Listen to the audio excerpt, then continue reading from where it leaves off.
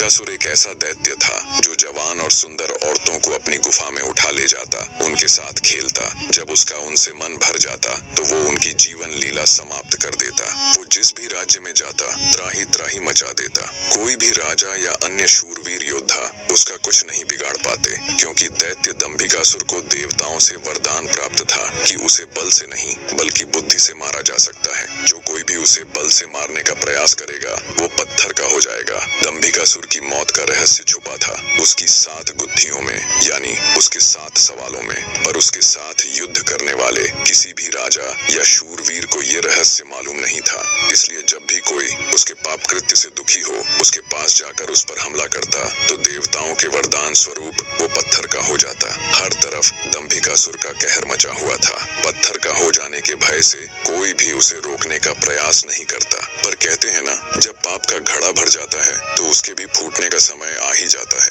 हर जगह अपनी मनमानी कर एक दिन दैत्य दंभिकासुर ने उज्जैन नगरी की तरफ रुख किया। उज्जैन नगरी के ऊपर उस समय महान राजा विक्रमादित्य का शासन था। महाराज विक्रमादित्य न केवल बलशाली थे बल्कि वे बहुत बुद्धिमान भी थे। उन्हें हर प्रकार के कौशल में महारत हासिल थी। उन्हीं दिनों में विक्रमादित्य की नगरी उज्जैन में एक धनी साहूकार रहता था। साहूकार के 2 लड़के थे। बड़े का नाम महेंद्र था और छोटे का लखन। बड़े लड़के का विवाह तो साहूकार ने कर दिया था, पर छोटे बेटे का विवाह करने से पहले ही वो ईश्वर को प्यारे हो गए। पिता के गुजर जाने के बाद कामकाज और व्यापार संभालने की सारी जिम्मेवारी दोनों भाइयों पर आ गई। दोनों भाई दिल लगाकर कारोबार संभालने में लग गए। दोनों भाई जब काम कर शाम को घर आते तो दरवाजे पर खड़ी महेंद्र की पत्नी अपने पति को दाएं हाथ से लोटा भरकर पानी देती और बाएं हाथ से अपने देवर लखन को। एक दिन लखन ने सोचा, भाभी हर रोज मुझे बाएं हाथ से पानी पीने को देती है, आज मैं उनके दाएं हाथ से पानी पीऊंगा। शाम को जब दोनों भाई काम से लौटे तो लखन अपनी भाभी के बाएं हाथ से पानी पीने के लिए अपने खड़े होने के स्थान को बदलकर अपने बड़े भाई महेंद्र की जगह पर खड़ा हो गया। पीने के लिए अपने खड़े होने के स्थान को बदलकर अपने बड़े भाई महेंद्र की जगह पर खड़ा हो गया और बड़ा भाई महेंद्र उसकी जगह पर खड़ा हो गया। लखन की भाभी जब उनको पानी देने के लिए आई तो उसने एक हाथ को दूसरे हाथ के ऊपर से करते हुए दाएं हाथ का लोटा अपने पति को दे दिया और बाएं हाथ में पकड़ा हुआ लोटा लखन को दे दिया। ये देख, लखन बोला, भाभी आज मैंने भैया के स्थान पर खड़ा होकर सीधे हाथ से दिया हुआ पानी पीना चाहा, परंतु आपने अपने हाथों को बदलते हुए मुझे बाएं हाथ से ही पानी दिया। आप मुझे बताएं, आपने ऐसा क्यों किया?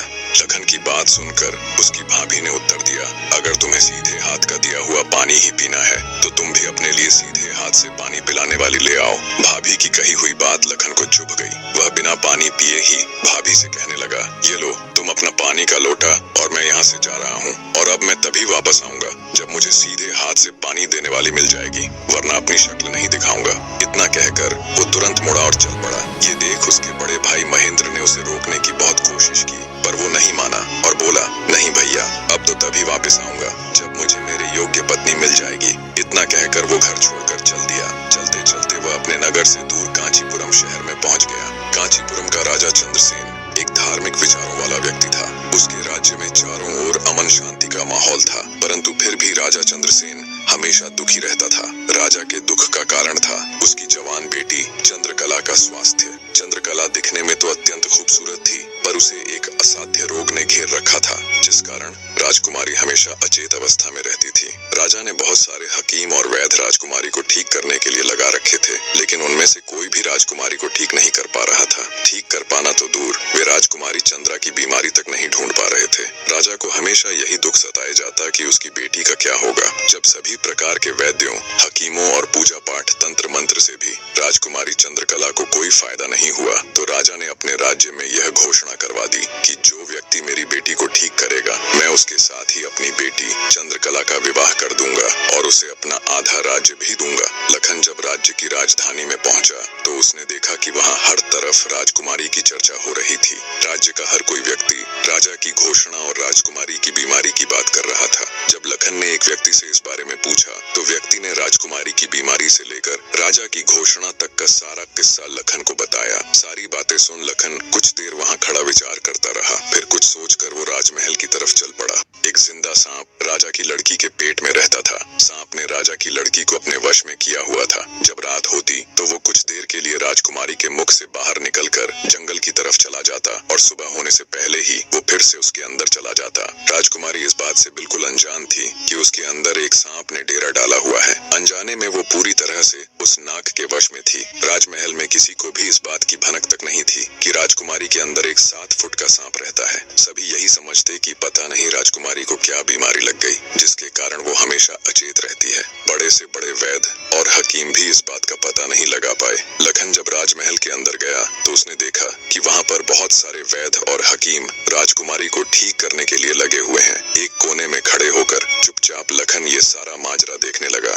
जब शाम का समय हुआ तो सभी हकीम और वैद्य धीरे धीरे करके वहाँ से चले गए। तब लखन राजा के मंत्री के पास गया और बोला, मंत्री महोदय, सभी अपना प्रयास कर चुके हैं, अब एक मौका मुझे भी दिया जाए। लखन की बात सुन मंत्री उसे अपने साथ ले राजा के पास जाता है और लखन का प्रस्ताव राजा के सामने रखता है। बेचारा हर तरफ से निराश हो चुका राजा एक बार अनमने ढंग से लखन की तरफ देखता है, फिर दुखी मन से कहता है, बताओ तुम मेरी बेटी का इलाज किस प्रकार करोगे। लखन राजा को प्रणाम कर बोला, महाराज, मुझे एक रात अपनी बेटी के साथ ठहरने की इजाजत दीजिए, तभी मैं किसी नतीजे पर पहुंच सकूंगा। एक बात और महाराज, मैं बिल्कुल एकांत में राजकुमारी के साथ रहना चाहता हूँ, तभी मैं अच्छे से ध्यान लगाकर राजकुमारी जी की बीमारी का पता लगा पाऊंगा।